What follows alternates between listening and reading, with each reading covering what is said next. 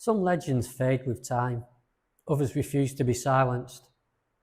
At Burton Agnes Hall, a grand Elizabethan manor in Yorkshire, one woman's final wish still echoes through the centuries, quite literally. Her name was Anne Griffith, the youngest daughter of Sir Henry Griffith, the nobleman who built the hall in the early 1600s. Anne was beautiful, kind, and loved her family home deeply. She dreamed of living there forever. But in 1620, tragedy struck. While returning from a visit to the nearby village, Anne was attacked by robbers. Beaten and left for dead, she was carried home, where she spent her final days surrounded by her family. On her deathbed, Anne made one strange and chilling request. She told her sisters, "Do not let my spirit leave Burton Agnes.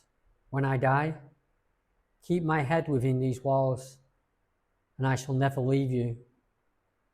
When she passed, her grieving family couldn't bear to follow such a morbid wish.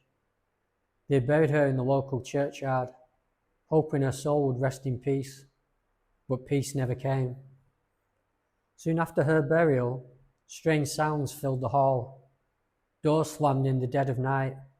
Footsteps echoed through empty corridors. And every night, a dreadful screaming was heard, so loud and terrifying that servants fled the house in fear. Finally, one night, desperate for answers, Anne's sisters went to the churchyard. They opened her coffin and found her skull completely bare of flesh. Following her wish, they brought it back to Burton Agnes and placed it inside the manor.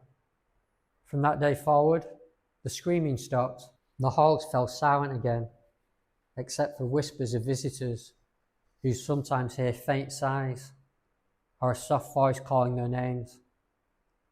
Even today, locals say the skull still rests somewhere within Burton Agnes Hall, hidden behind a wall or under the floorboards.